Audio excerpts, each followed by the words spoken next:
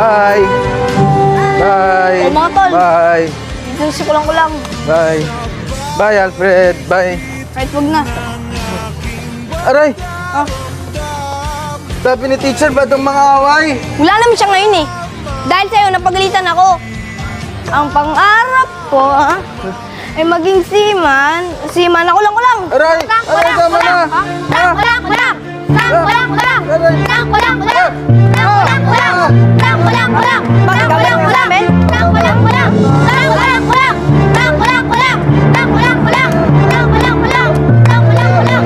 Alfred Mercado, ilang beses ko na kayo pinagsabihan, di ba? Ma'am, di po ako nagsimula niyan ha. Di ba hindi ako yun? Opo, ma'am, di po siya nagsimula. Sino? Si Franco? Masamang mang-away ng kapwa.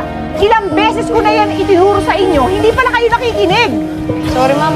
Ipapatawag ko ang mga nanay niyo para malaman nila kung anong ginagawa niyo dito sa school. Huwag na po. Opo, ma'am, huwag na po. Hindi pwede. Franco, ayos ka lang ba?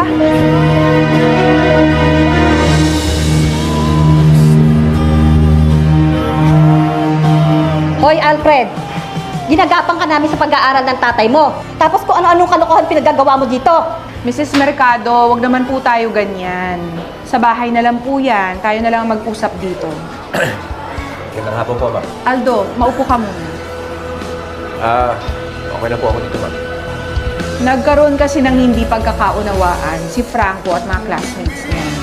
Gusto ko sana kaharapan pa rin ang partido para sana hindi na maulit.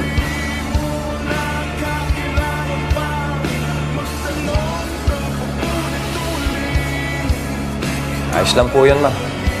Nakakasiguro naman po ako na hindi yung kapatid ko nagsimula ng gulo. Mabait po yan. Hindi mananakit ng kapwa.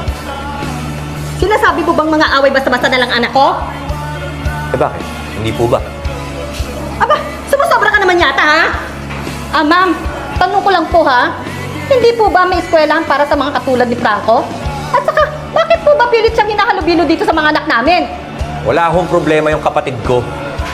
Ba't hindi yung anak ninyo yung pangaralan ninyo nang mahinto ang pambubuli niyan? Huwag po tayong mag-away. Nandito po tayong lahat para magkasundo para sa kapakanan ng mga bata.